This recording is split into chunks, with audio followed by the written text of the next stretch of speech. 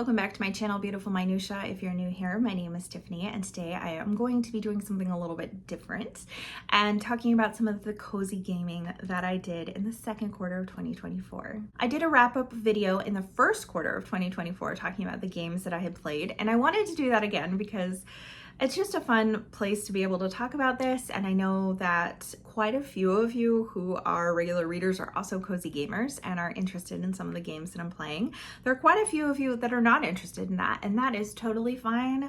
Most of the videos on this channel are going to continue to be book related, so don't worry, this is not turning into a gaming channel. So I'm just gonna go through and talk about the games that I played and kind of like rank them, like tier rank them as we go. So starting out is Haven Park. Haven Park is a cutesy little cozy game, pretty short, where you play as this little bird and your grandmother owns this park and you're going through and kind of restoring the different campsites and getting them ready for campers. As the campers come, they kind of tell you what kind of things they want to see at their campsite. So each campsite looks different and you're able to customize them however you would like.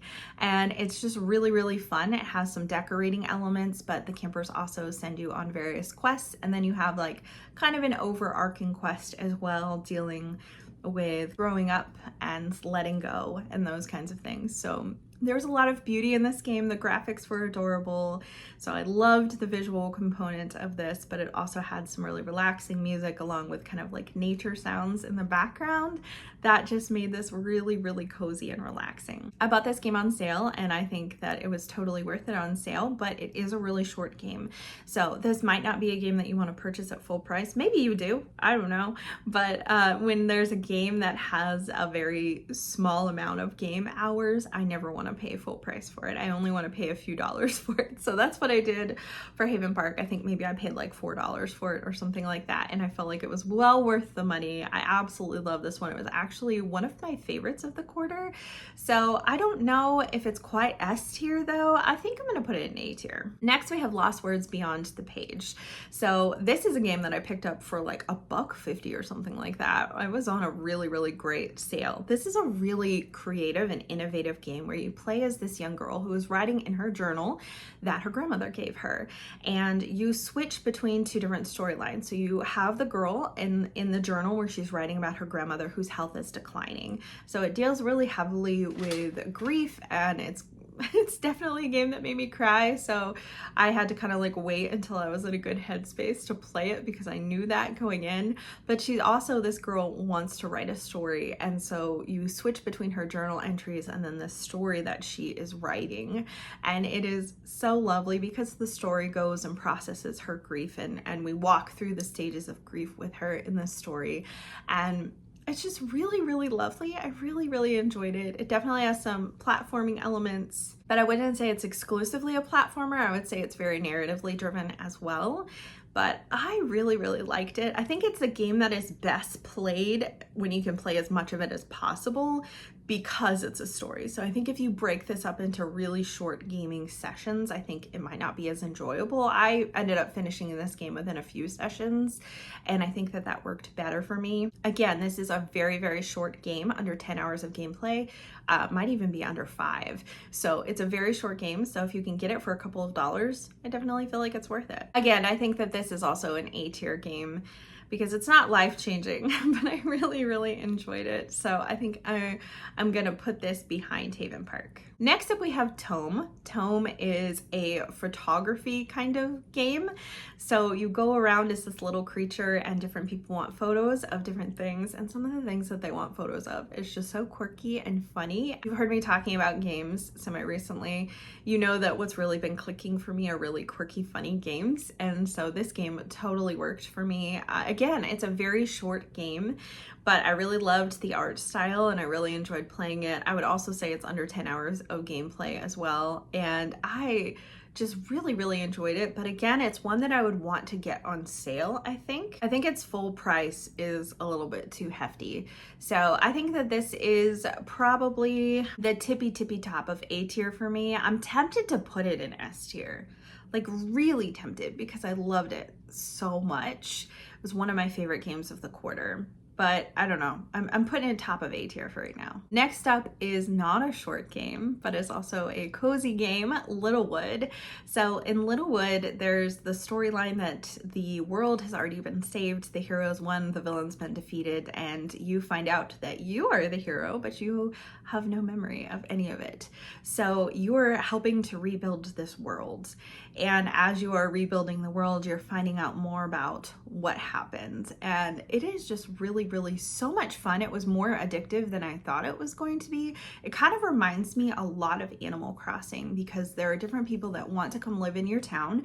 And when they come in your town, you have to build their houses. And then inside of their houses, they have different requirements that or things that they want in terms of decoration. You have to go to different places. There's like a forest with different levels and a cave with different levels, and that's where you get the materials that you need, and then you craft to make like boards and bricks and those kinds of things. And there are different things you can make to decorate and customize your actual town that actually help you and give you buffs and different things. So there's a lot of things to it that are really fun, but there are some farming elements as well. Like you can have animals and you can plant vegetables and have fruit trees and all that kind of stuff. So it does combine some farming elements, but I wouldn't say that it's primarily a farming game. I would say it's more on the decoration level, but it kind of feels like if Stardew and Animal Crossing had a baby. And I loved it. Honestly, I think that this game is worth every penny. I actually did pay full price for this game, and I've never seen it on sale before. And I thought it was so much fun. It was exactly what I needed in that time. So this one's going in the S tier for me. Next up, we have an RPG game called The Cruel Prince and the Great Hero. I had heard someone talk about this game on YouTube, talking about how it was one of their favorite RPGs and it was really good introductory RPG. I've played RPGs before, so I didn't really need an introductory one, but the art style of this was really adorable, where you play as this cute little girl who your father's passed away and you've been raised by this dragon. And it's just like really cute the way that it's set up. And it has turn-based combat as well with different companions and stuff. However, I honestly found this game to be really surface level and very boring. So when you are exploring the world, you're literally just going from like left to right, and you cannot deviate off the path at all to explore anything else, which also means that when there are enemies on the screen, you can't really avoid them. As you level up, you're able to run through different screens, which means that you don't get attacked by enemies. But if you haven't leveled up, you have no choice but to fight them. And it just got really repetitive and old, especially with a turn-based combat. It really ended up being kind of boring, because there was no, like, unlike Paper Mario or other games that I've played that have turn-based combat, there are like action commands where if you nail them, then you take less damage or you deal more damage to enemies. This game doesn't have that. So it's literally like you just press the button and then you just sit there, and then the other guys, they attack you and you just sit there. So the battles itself actually felt really oddly passive to me. So I really liked the setup of the game. I liked the graphics. I liked some of the characters. We go to like this monster town that was super fun, but I lost interest in it really quickly because it just felt super repetitive. When this game is full price, I can't imagine paying full price for this game. I would have been so disappointed. And I bought it half off and I still was super disappointed and felt like it was a complete like waste of money. I do think maybe it could still be a really good introduction to RPGs if you've never played them before, because then you don't have to try to get down like action timing and different things like that. But it just felt like so surface level and did not keep my interest. So I think I'm gonna put this in the B tier. Next up, we have another RPG game. This game is called Born of Bread.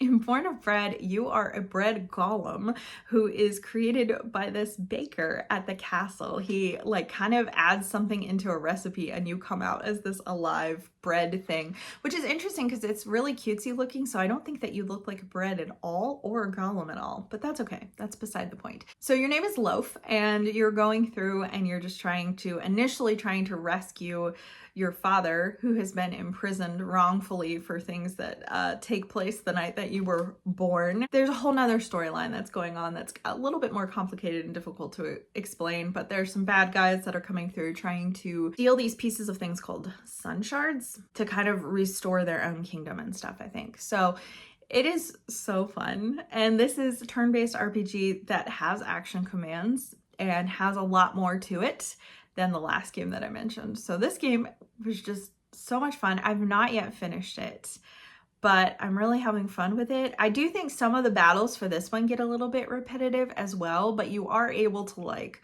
run away from battles. You're able to like actually like not engage in the battles if you can avoid the enemies and like run around them and stuff. And also it's like really easy to level up your skills. It has some really interesting and kind of unique things about it and how you equip weapons and things like that. And so there's some things about it that are really unique and really fun, but it's also really quirky and humorous, which I've already said is a big thing for me. So this one is super fun. This is like probably at the time of me filming this, when I've not yet finished it, it feels like it's definitely in the A tier. I'm trying to decide if it's above or below TOEM.